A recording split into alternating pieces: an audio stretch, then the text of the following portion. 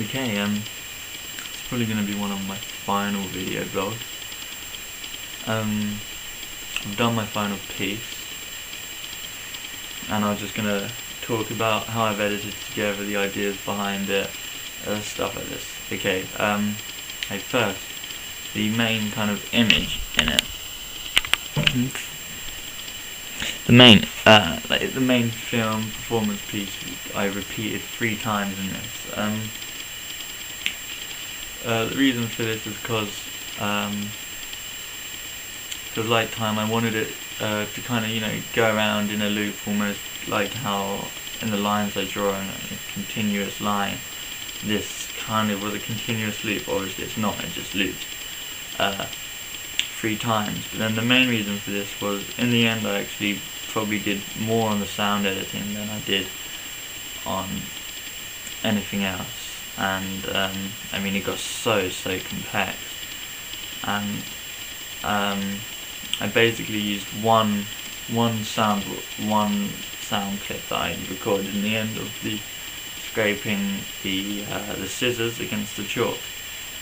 And what I did is I manipulated this clip a lot. I'll see if I can get some screenshots or something. I don't know if I'll be able to. Basically, I've got three sound outputs in the project, and the first one, the main one, which took the longest, is I slowed the sound down to about 8% of its normal speed. So I slowed the sound of the of the track down to about 8% of me scraping the scissors against it, and this came out of a very loud, stark kind of noise, but that fitted the project a bit better. The sound waves, it just fitted better, and it was very distorted, and you couldn't quite tell what it was. So I've spent hours chopping that up and chopping bits up and stitching bits together and getting them in line with when the hand and the chalk move across the page to kind of give it that sound effect of the chalk. And then I've done some very complex panning on that, and I think I did a video on how to pan, but again I'm not quite sure on that one. I'll have to check. But yeah, this took ages. So what I did is I panned it when the hand was on the right. So when you're looking on the right, it should be the other way around, I think, but I did it the opposite because I like kind of almost adds confusion to it. So when the hand is on the right, moves to the left, the sound starts on the right and moves to the left. It's not all the way on the right, but it's about 85% of the sound is on the right and about 15% on the left. And gradually, as the hand moves across, I panned it accurately so the sound will move across the earphones or the speakers or whatever it is, but earphones for the final installation. So it pans across, and it kind of again it's trying to suck you in more, and it works with this line, the concept of this visual, and now also hearing time. So it's kind of, the piece has evolved a lot more past just a visual thing. It's now an experience, is what I'm going to call it. It's now an experience of my sculpture, performance, visualization of time, and this adds to it immensely. It draws you in. It also kind of adds an uncomfortable sense, and I kind of want that. I feel like, although I'm not recreating time, I expect, like, if someone was like, here is time, this is what it is, which obviously I'm not, but I'm trying to give an idea of how I'm trying to represent it in a certain way. There's an uncomfortable, I want the person to be a bit uncomfortable, and I think it needs to be like that. It needs to kind of feel a bit more out there in that sense, and I hope that's what that has done. Okay, then another thing I did is I actually then, after a while, I realised this wasn't just enough, so I found a lot of kind of sweet, like, noise into the background, just kind of almost spacey noise to go with the whole concept of time. But what this was also from the recording, and this time I slowed it down to about 3% of the original speed.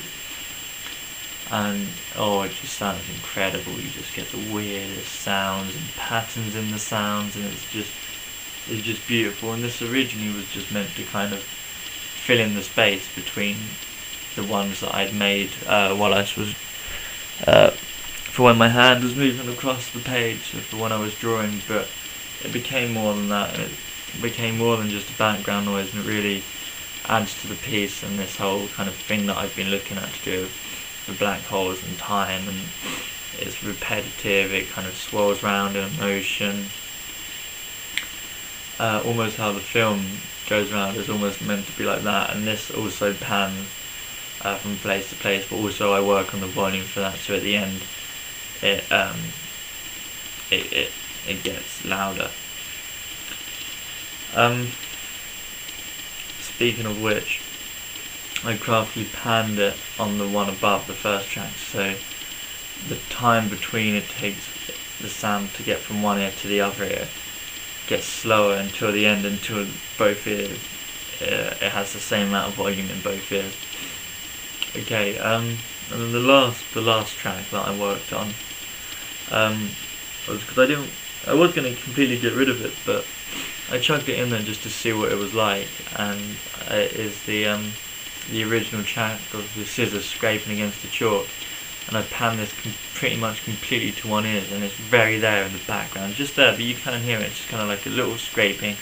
It goes the whole way through, and it's just kind of reminiscent of the reality that was still part of the work when it was done at the normal speed. And so you've got these three timelines that weren't the same time as the original thing that you're looking at visually, and they all run with each other. So again, it explores time in multiple ways and goes back to the things I was looking at in the National Geographic. But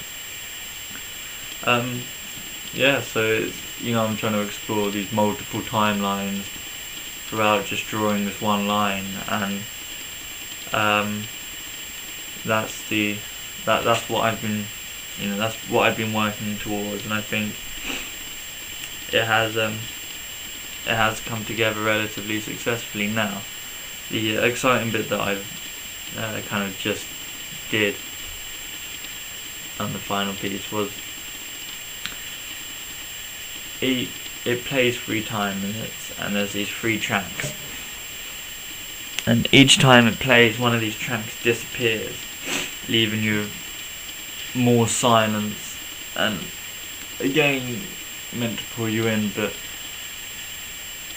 it's almost reminiscent of time kind of ending. So the first time you get this piece, it's going and it's going, I'm drawing time, and time ends, finger stops, it starts again, but maybe more noticeably on the first time, one of the soundtracks has gone. The scraping that goes along with it that took so long to cut and pan is now in fact gone and is no more and no longer part of it. And then the second one happens, you've just got the scraping of the chalk, the original sound, but in one ear, and eventually that goes, and all you're left with is this kind of swooshing of space and emptiness. And this is meant to be, meant to resemble the kind of the emptiness before the Big Bang, the singular monocle before time almost is there, and then the one thing that might be there after time, and that is what that resembles. And that is kind of an explanation of my exploration of time for visual, sound and performance means using cameras, photography, pens, pencils and other formats.